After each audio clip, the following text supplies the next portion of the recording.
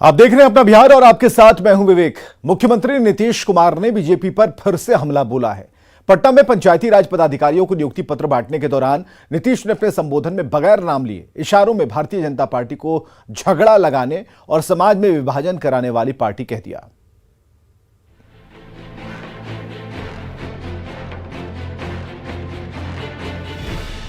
पटना के ज्ञान भवन में पंचायती राज पदाधिकारियों को नियुक्ति पत्र का वितरण मुख्यमंत्री नीतीश कुमार और डिप्टी सीएम तेजस्वी यादव ने किया।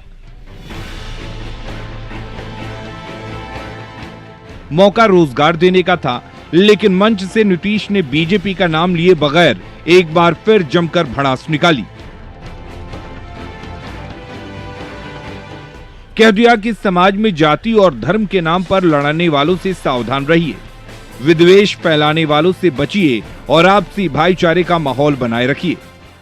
कुछ लोगों की रुचि रहती है आपस में झगड़ा कराओ, इधर से उधर करो, हिंदू मुस्लिम इधर उधर अलग अलग जातियों के बीच में झगड़ा कराओ।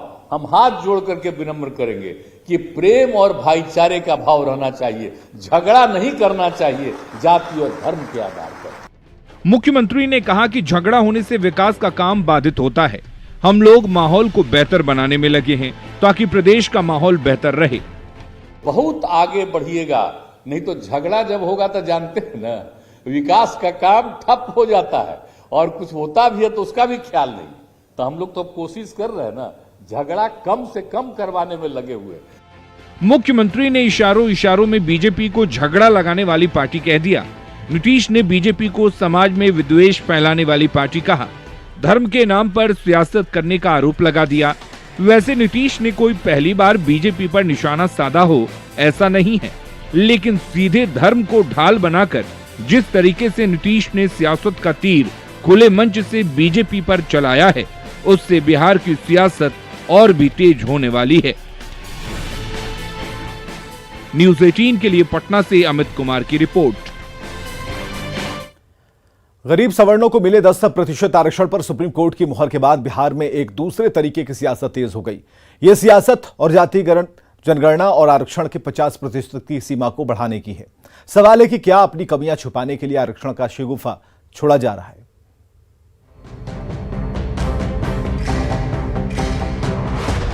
आई जो 50% पर है और आगे बढ़ जाए सबसे अच्छा होगा, बहुत अच्छा। सोमवार को सुप्रीम कोर्ट ने केंद्र सरकार के 10% गरीब सवर्णों के आरक्षण पर मुहर लगा दी। सुप्रीम कोर्ट के इस फैसले के बाद बिहार में एक अलग तरह की राजनीति ने जोर पकड़ लिया है। ये राजनीति है जातिगत जनगणना की और आरक्षण की सीमा को 50% से ज्यादा बढ़ाने की। लोग शुरू से कह रहे हैं कि भाई होना चाहिए, हम लोग तो बिहार में कर रहे हैं। जाति आधारित जनगणना की मांग थी, वो नहीं किए, अपना क्या राज्य करे, तो हम लोग तो राज्य में कर ही रहे हैं जाति आधारित गणना। तो एक एक चीज की जानकारी होगी, तो हम लोग करवा रहे हैं कि देश भर में भी हो जाए। आई जो 50% पर है और आगे बढ़ जाए सबसे अच्छा होगा, बहुत अच्छा। आरक्षण की सीमा को 50% से ज्यादा बढ़ाने की नीतीश कुमार की मांग पर बीजेपी नेताओं ने तंज कसा है। बीजेपी नेता अजपर शमशी का कहना है कि जब बिहार में नौकरी है ही नहीं, नौकरी देना है नहीं, फिर आरक्षण को बढ़ाने की मांग नाकामी छिपाने का शिगुफा भर है।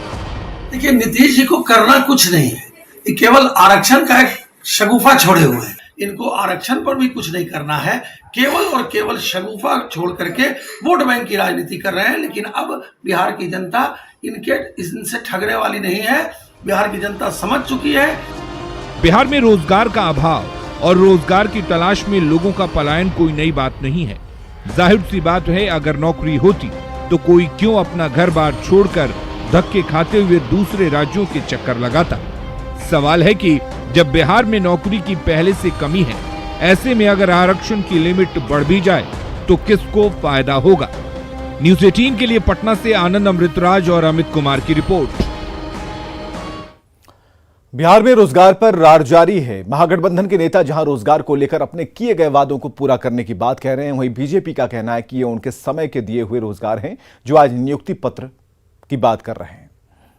रोजगार का सृजन हो रहा है। आपने देखा कि किस तरह से जीविका के माध्यम से चाहे हॉस्पिटल की रसोई हो, चाहे जीविका के माध्यम से महिलाओं को आत्मनिर्भर बनाने के लिए हर प्रकार का हम लोग काम कर रहे हैं। तो जीविका की रसोई से लेके अन्य प्रकार के जो तालाब है, मुर्गी पालन का काम है, मधुमक्खी पालन का काम है, हर प्रकार के कामों में उनको लगा रहे हैं। यूएसपी है कि ये सरकार काम करने में विश्वास करती है और सबसे बड़ी समस्या नौजवानों का भविष्य अंधकार में हो रहा था, उसका भविष्य को सजाने संवारने के लिए रोजगार नौकरियां दी जा रही है। 20 लाख नौकरी और रोजगार का घोषणा आदरणीय मुख्यमंत्री जी ने किया है और पिछले विधानसभा चुनाव में भी तो तेजस्वी यादव जी इसी रोजगार के मुद्दे पर पूरा चुनाव लड़े थे। इसलिए ये तो पढ़ाई, कमाई, दवाई, सिंचाई, सुनवाई, कार्रवाई वाली सरकार आई है। तो माननीय प्रधानमंत्री जी ने कर दिया है, बड़े पैमाने पर हम लोगों ने रोजगार दिया है और बिहार सरकार जो वायदा बिहार के लोगों से किया था, जिस प्रकार से स्वयं तेजस्वी ने पहले जोरदार बुलंद आवाज में बताया कि 10 लाख लोगों को रोजगार देंगे, तो माननीय मुख्यमंत्री जी ने उससे आगे बढ़कर कहा कि मैं 20 लाख लोगों को रोजगार दूंगा। अब सवाल यह है कि रोजगार बांटना प्रारंभ किए हैं, ये रोजगारों की बुनियाद जो भी बांट रहे हैं उसकी बुनियाद तो भारतीय जनता पार्टी की सरकार ने कर दिया था।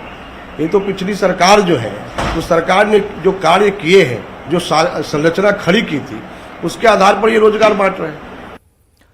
नीतीश सरकार को समर्थन दे रही भाकपा माले ने सरकार की नीतियों पर सवाल उठाया है। पार्टी महासचिव दीपंकर भट्टाचार्य ने कहा कि अब भी पुलिस का दमन जारी है। दीपंकर ने यह भी कहा कि 2 सीटों पर हुए उपचुनाव में जनता की नाराजगी दिखी और इस वजह से ही गोपालगंज में हार हुई। किसानों की निराशा पर सरकार गंभीरता से ध्यान दे। पुलिस की जो एक तरीके से जगह जगह पुलिस का अत्याचार, खासकर समस्तीपुर में जो हमने देखा, दरभंगा में देखा, उजियारपुर गले कांड में, इस पर कहीं कोई सरकार ने नोटिस नहीं लिया और इस पर लगाम कसने की कहीं कोई कोशिश नहीं दिख रही। ये चिंता की बात है और अगर इसी ढंग से सरकार काम करेगी, जैसे उपचुनाव में हमने देखा कि गोपालगंज में कोई वजह नहीं थी वहाँ भारतीय जनता पार्टी के जीतने की, लेकिन जो लोगों में कुछ नाराजगी है और इस मामले में जो सरकार अगंभीर है, उसका परिणाम ये निकला कि अब चुनाव में भी वो नाराजगी दिखी। इसीलिए हम तो कहेंगे कि बिहार सरकार गंभीरता से इस पर ध्यान दे। कुर्दी में हो रहे उपचुनाव में बीजेपी को समर्थन देने का चिराग पासवान ने ऐलान किया है। इस दौरान उन्होंने कहा कि आज की तारीख में कम से कम नीतीश कुमार कोई फैक्टर नहीं रहे हैं। नीतीश कुमार पूरी तरह से जनाधार खो चुके हैं। मोकामा में महागठबंधन की जीत नहीं है, ये पूरी तरह से अनंत सिंह की जीत है। आज की तारीख में कम से कम मुख्यमंत्री नीतीश कुमार जी अब कोई फैक्टर रहे नहीं हैं। मुख्यमंत्री नीतीश कुमार जी पूरी तरीके से अपना जनाधार खो चुके हैं। आज बिहार के डिप्टी सीएम तेजस्वी यादव का जन्मदिन है और इस मौके पर मुख्यमंत्री समेत तमाम नेताओं ने उन्हें बधाई दी। लेकिन पटना के ज्ञान भवन से आई तस्वीर काफी अलग थी। नीतीश ने मंच पर जिस गर्मजोशी से तेजस्वी को गले लगाया, आशीर्वाद दिया, उससे ही सवाल उठ खड़ा होता है कि आखिर यह रिश्ता क्या कहलाता है।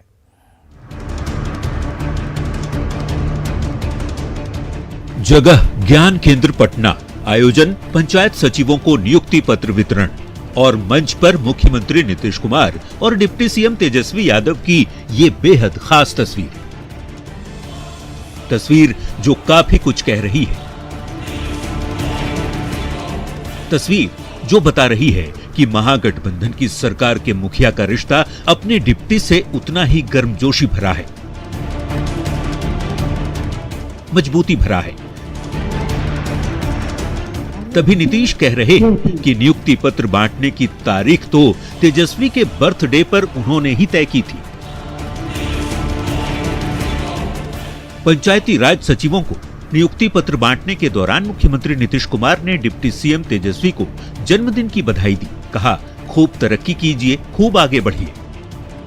मैं तेजस्वी जी को आज उनका जन्मदिन है, इसके लिए विशेष तौर पर उनको बधाई देता हूं, उनको शुभकामनाएं देता हूं और खूब आगे बढ़ते रहिए, यही मेरी कामना है, यही चाहते हैं।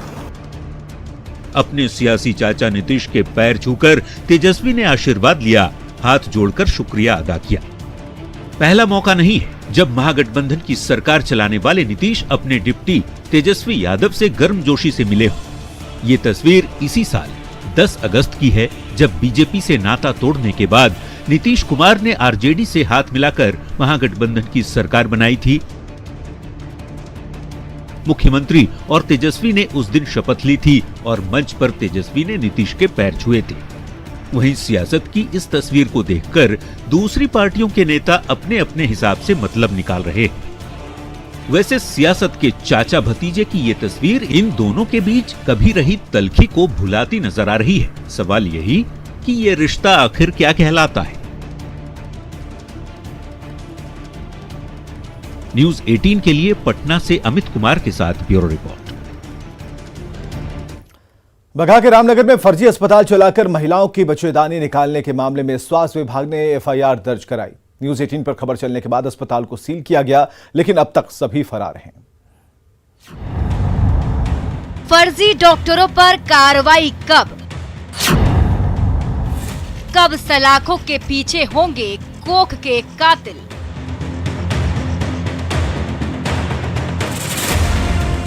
ओम साई क्लिनिक, यही उस फर्जी अस्पताल की पर्ची जिस अस्पताल में एक साथ 8 महिलाओं की बच्चेदानी निकाल दी गई थी। स्वास्थ्य विभाग को इस मामले में एफआईआर दर्ज कराने में 48 घंटे का वक्त लग गया। स्वास्थ्य विभाग की ओर से दर्ज प्राथमिकी में अस्पताल संचालक फर्जी डॉक्टर सर्वजीत यादव, डॉक्टर इनामुल हक के साथ ही कथित डॉक्टर के 2 सहयोगी यमुना यादव और दिनेश यादव को अभियुक्त बनाया गया है। हालांकि अब भी सभी आरोपी फरार हैं। कार्रवाई तो कर देंगे ना, प्राथमिकी दर्ज होने का मतलब होता है कार्रवाई कर। दरअसल 7 नवंबर को स्वास्थ्य विभाग की टीम ने रामनगर के ओम साई अस्पताल में छापेमारी की थी। छापेमारी के दौरान अस्पताल में 11 मरीज पाए गए थे। इन मरीजों में 8 महिलाओं के बच्चेदानी समय से पहले ही इलाज के नाम पर डॉक्टर ने निकाल दिया था। हद तो ये है कि स्वास्थ्य विभाग की ओर से मरीजों को रेस्क्यू कर अस्पताल पहुंचाने की बजाय भगवान भरोसे छोड़ दिया गया। दूसरे दिन जब स्वास्थ्य विभाग की नींद खुली, तब तक सभी मरीज अस्पताल से गायब हो चुके थे। आनन फानन में 2 मरीजों को गुप्त सूचना के आधार पर उनके रिश्तेदारों के घर से बरामद कर बेतिया मेडिकल कॉलेज में इलाज के लिए भेजा गया। इस पूरे प्रकरण में स्वास्थ्य विभाग की कार्यशैली भी सवालों के घेरे में है। ये रामनगर क्षेत्र के लिए या यूं कहिए कि पश्चिमी चंपारण के लिए ये पहली घटना नहीं है। आए दिन यहाँ घटनाएं होती रहती हैं। अब से कुछ दिन पहले रामनगर वार्ड नंबर 16 की एक महिला विभा देवी, उनका सही साजिश के तहत ऑपरेशन किया गया और मौके पर उनकी मृत्यु हो गई। सवाल है कि प्रशासन के निर्देश पर स्वास्थ्य विभाग की टीम ने छापेमारी की। छापेमारी में 8 महिलाओं की बच्चेदानी समय से पहले निकालने की बात सामने आई। ऐसे में क्या महिला मरीजों को भगवान भरोसे छोड़ना ठीक था? मरीजों को दूसरे अस्पताल में भर्ती क्यों नहीं कराया गया? उससे भी बड़ा सवाल, फर्जी डॉक्टरों पर एफआईआर दर्ज, कार्रवाई कब सलाखों के पीछे होंगे कोख के कातिल। न्यूज 18 के लिए बगहा से मुन्ना राज की रिपोर्ट। 7 नवंबर को पटना के राजीव नगर में सड़क किनारे बने नाले में गिरने से 3.5 साल के मासूम आयुष की मौत हो गई। नवनिर्मित नाले का एक चेंबर का ढक्कन खुला था, जिसमें मासूम आयुष गिर गया। जब तक उसे निकाला जाता तब तक उसकी मौत हो गई। आयुष की मौत के बाद लोगों ने काफी हंगामा किया, आगजनी की, लेकिन इस घटना की जो फुटेज सामने आई है वो हैरान करने वाली है। तस्वीरों के मुताबिक आयुष 2 बच्चों के साथ नाले के पास जाता हुआ दिखाई देता है। नाले के पास खड़े होकर वे कुछ देख रहे होते। इसी बीच उसके साथ का एक जो लड़का है, उम्र में आयुष से बड़ा दिखाई देता है, उसे नाले में धक्का दे देता है। आयुष को नाले में गिरता देख उसका साथ का जो तीसरा बच्चा है, जो छोटा है, वो निकालने की कोशिश भी करता है, लेकिन कामयाब नहीं होता। और इस दौरान 2 लोग इन बच्चों को देखते भी हैं, लेकिन कोई बचाने की कोशिश नहीं करता। ये तस्वीर दिल दहलाने वाली है। एक तो निगम की लापरवाही, जिसने नाले को ढका नहीं, दूसरा ये लड़का जिसने उसे धक्का दिया। अगर नाला बंद होता तो हादसा नहीं होता। वहीं वहां पहुंचे 2 लोगों ने भी उस बच्चे को बचाने की कोई खास पहल नहीं की, जो मानवीय संवेदना उजागर करता है।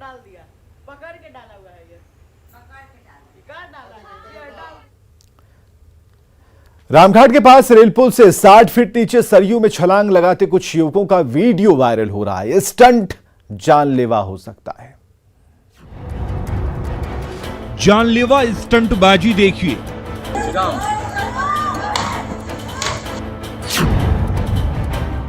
जान ले सकती है 60 फीट की छलांग।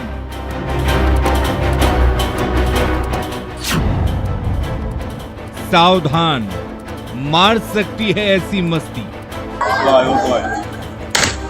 पुल से छलांग लगाते इन लड़कों को देखिए, एक एक कर 3 लड़के पुल से नदी में छलांग लगा देते हैं। देखिए, ये पहला लड़का कूदा, अब दूसरा कूदा और ये तीसरे लड़के ने भी पुल से नीचे नदी में छलांग लगा दी। आप ये जानकर बेचैन हो जाएंगे कि नदी से पुल की ऊंचाई 60 फीट की है, मतलब 5 मंजिली या 6 मंजिली इमारत की ऊंचाई से ये लड़के मस्ती के लिए छलांग लगा रहे हैं, जो जानलेवा हो सकता है। वायरल वीडियो छपरा का बताया जा रहा है। मांझी के रामघाट के पास रेल पुल से 60 फीट नीचे बह रही सरयू नदी में छलांग लगाते युवकों का वीडियो सोशल मीडिया पर वायरल हो रहा है। छलांग लगाने वाले लड़के मांझी रेलवे स्टेशन के पास और अस्थायी रूप से टेंट में रहने वाले बंजारे बताए जाते हैं। किस्मत से इन लड़कों की जान बच गई और वो सकुशल तैरकर नदी पार कर गए, लेकिन हमेशा किस्मत साथ दे ये कोई जरूरी नहीं, इसलिए कभी भी ऐसी गलती ना करें और जो कर रहा हो उसे जरूर सचेत करें। न्यूज़ 18 के लिए छपरा से संतोष गुप्ता की रिपोर्ट। बड़ी खबर आ रही है बक्सर से, जहां एक ट्रक पुल से नीचे गिर गया। हालांकि हादसे के वक्त पुल के नीचे कोई नहीं था। यह ट्रक यूपी की ओर जा रहा था, लेकिन गाड़ी बैक करते वक्त यह हादसे का शिकार हो गया। स्थानीय लोगों ने ट्रक ड्राइवर को किसी तरह बाहर निकाला। बक्सर के औद्योगिक थाना क्षेत्र में एक भीषण ट्रक हादसा हुआ है। लोग बता रहे हैं कि ट्रक यहां आई और तकरीबन 10 फीट नीचे गिरी है इस पुल के सहारे।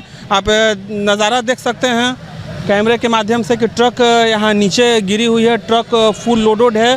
ट्रक का नंबर पंजाब का है PB 65 BC 7254। ये बक्सर बिहार से होते हुए उत्तर प्रदेश की तरफ जा रही थी। यहाँ कुछ लोग हैं, उनसे बात करते हैं। भैया क्या देखा आप लोगों ने, क्या हुआ था? अरे यहाँ पर जैसे गाड़ी बैक करते समय वो गाड़ी अपना ब्रेक नहीं ले पाया, वो उतना ही में अपना गाड़ी जो है नीचे लेके चला गया पूरा। हाँ, ये तो भाग मनाइए कि यहाँ पर लोग चल रहे हैं, कोई नीचे नहीं आया ट्रक का, नहीं तो बहुत लोग इसमें मरे होते हैं, लेकिन बचे हुए हैं कुछ लोग। मैंने अभी फिलहाल में सब लोग बचे हैं, ड्राइवर भी बचा है। ड्राइवर बच गया है। तो इस दुर्घटना में कह सकते हैं कि एक बहुत बड़ा हादसा हुआ है, लेकिन इसमें जान माल की फिलहाल नुकसान नहीं है। ड्राइवर ने ट्रक से कूद करके जान बचाया है और जहां ये घटना घटी है वहां नीचे चलता फिरता रोड है, नीचे लोग चलते हैं, नीचे सड़क है, नीचे पर लोगों का आवागमन होता है। लेकिन संजोग अच्छा रहा कि जब ट्रक यहाँ गिरी तो उस वक्त कोई नीचे नहीं था। उस पर आज न्यूज़ 18 बक्सर। पूर्णिया के गुलाब बाग में अतिक्रमणकारियों पर अब तक की सबसे बड़ी कार्रवाई की जा रही है। डीएम के निर्देश पर सड़क किनारे अवैध अतिक्रमण को हटाया जा रहा है। डीएम खुद कई जगहों का जायजा ले रहे हैं। डीएम का कहना है कि सड़क किनारे अतिक्रमण रहने से आए दिन हादसा होता है।